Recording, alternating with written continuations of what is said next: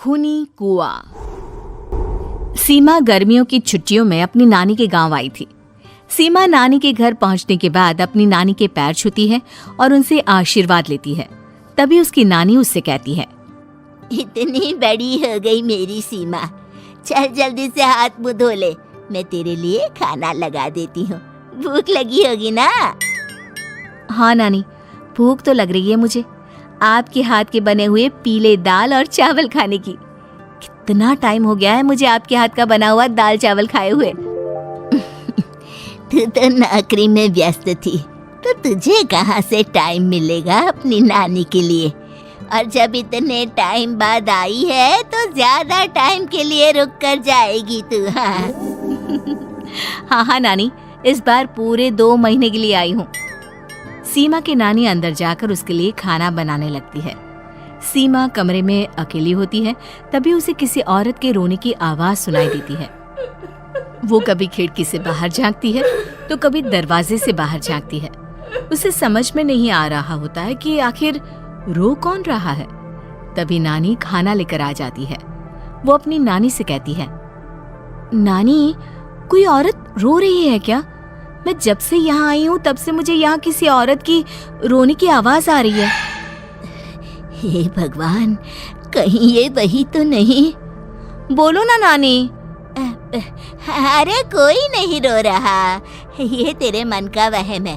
और तू ना अब खाना खा ले, ज्यादा यहाँ वहाँ की बातों में ध्यान मत दिया कर। जल्दी से खाना खा और फिर मेरे साथ आ जा मेरे कमरे में। दोनों बैठकर खूब सारी बातें करेंगे। ऐसे ही अगले दिन सीमा अपनी नानी के साथ गांव के बाजार जा रही होती है। उसी रास्ते में फिर से किसी औरत के रोने की आवाज आती है। वो अपनी नानी से कहती है, अरे नानी, क्या सच में तुम्हें अभी भी किसी औरत की रोने की आवाज नहीं सुनाई दे रही? मुझे किसी औरत की बहुत बुरी तरीके से रोने और चीखने की आवाजें आ रही हैं। मैं बहुत परेशान हूँ नानी, आखिर ये कौन है?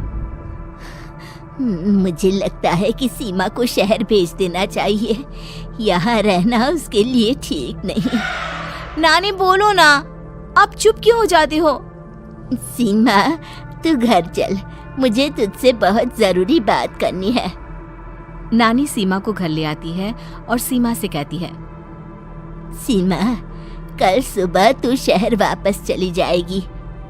अरे अचानक? आखिर क्या बात है नानी? आप मुझे ऐसे जाने को क्यों कह रही हो? मैं बस जो कह रही हूँ उस पर ध्यान दे। तू कल सुबह यहाँ से चली जाएगी, और ये बात मैं कोई मजाक में नहीं बोल रही। तू कल जाएगी तो मतलब जाएगी। अरे नानी, चली जाऊंगी मैं, ठीक है, पर आखिर बात क्या है ये तो बता दो। मम्मी से कोई बात हुई है या फिर मुझसे कोई गलती हुई है जो तुम मुझे अचानक से जाने के लिए बोल रही हो? देख सीमा, रात बहुत हो चुकी है और मुझे इस बारे में कोई बात नहीं करनी। चल, अब चल के मेरे साथ सो जा।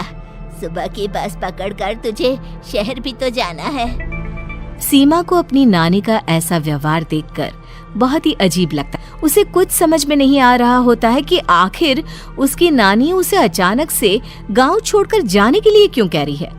ये सारी बातें सोचते सोचते सीमा की आंख लग जाती है और वो अपनी नानी के साथ सो जाती है। ऐसे ही आधी रात को सीमा को फिर से किसी औरत की रोने की आवाज सुनाई देती है।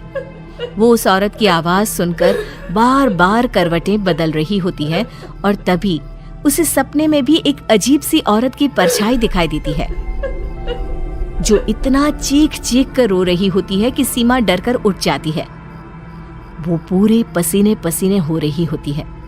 वो अपने आसपास देखती है तो घर में बिल्कुल शांति का माहौल होता है। सीमा घबरा जाती है। वो अपनी नानी को जगाने की कोशिश करती है मगर उसकी नानी नहीं जगती। सीमा को फिर से उस औरत की रोने की आवाज सुनाई देती है। आखिरकार सीमा अपने आप को रोक नहीं पाती और वो घर का दरवाजा खोलकर बाहर निकलती है। आखिर ये माजरा क्या है? आज तो मैं पता करके रहूंगी। अब आवाज का पीछा करते हुए सीमा आधी रात को गांव के चौपाल के पास बने कुएं के पास पहुंच जाती है, जहां कुएं की चारों ओर बेड़ियां लगी होती हैं। उन बेड़ियों में लगे हुए ताले के साथ एक लाल रंग का कपड़ा और माता रानी का कलावा बंधा होता है। उस कुएं में से सीमा को किसी के रोने की आवाज आती है। सीमा परेशान हो जाती है। इस कुएं में कौन है? कौन है यहाँ? सुनो, कौन है? कौन रो रहा है? वो चिल्ला चिल्ला कर पूछती है और साथ ही लोगों को जगाने की कोशिश करती है, मगर किसी को भी उसकी आवाज सुनाई नहीं देती। अब सीमा खुद उस कुएं के पास की बेड़ियों और तालों को खोलने की कोशिश करती है और किसी तरह कुछ देर की मशक्कत के बाद सीमा उसको खोल भी देती है। और जैसे ही वो कुआं खोलकर उसके अंदर झांकती है, सीमा उस कुएं में गिर जाती है। इतने में उसकी नानी की नींद भी खुल जाती है और सीमा को पास ना देखकर नानी परेशान हो जाती है। नानी घबराकर पूरे घर में उसे ढूंढने की कोशिश करती है, जिसके बाद उसकी नानी और सभी लोग उस खूनी कुएं के पास जाते हैं और सीमा की नानी कुएं के पास खड़ी होती है। सभी गांव वालों और सीमा की नानी को सीमा के चिल्लाने की आवाज आती है। बचाओ, कोई मुझे बचाओ। मेरी बच्ची, हम आ गए, हम तुझे बचा लेंगे। नानी, मुझे यहाँ बहुत डर लग रहा है। यहाँ इंसान की कटी हुई मुंडिया, हाथ, पैर और कंकाल है और खून भी है। नानी, मुझे डर लग रहा है। आप सब मेरी मदद कीजिए, नहीं तो ये खूनी कुआं मेरी बच्ची को भी खा जाएगा। अरे मुझे तो ये समझ में नहीं आ रहा कि आखिर इस खूनी कुएं को खोला किसने। सालों पहले इसको इतनी मुश्किलों के बाद तांत्रिक बाबा ने बंद किया था। अरे पूरा गांव खूनी कुएं के बारे में अच्छे से जानता है, तो कोई भी जानबूझकर तो ऐसा करेगा नहीं। मतलब किसी ने अनजाने में इसे खोल दिया है भैया। सीमा को इस बारे में मालूम नहीं था और जब से वो यहाँ आई थी तभी से उसे किसी औरत के रोने की आवाज़ें भी सुनाई दे रही थी। कहीं सीमा ने ही तो उसे नहीं खोला। अगर ऐसा है तो फिर सीमा का बचना बहुत मुश्किल है।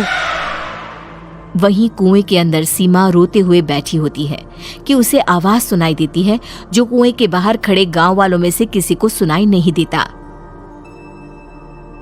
आज सालों के बाद मुझे ताजा खून मिलेगा। तेरा खून पीकर आज मैं अपनी प्यास बुझाऊंगा।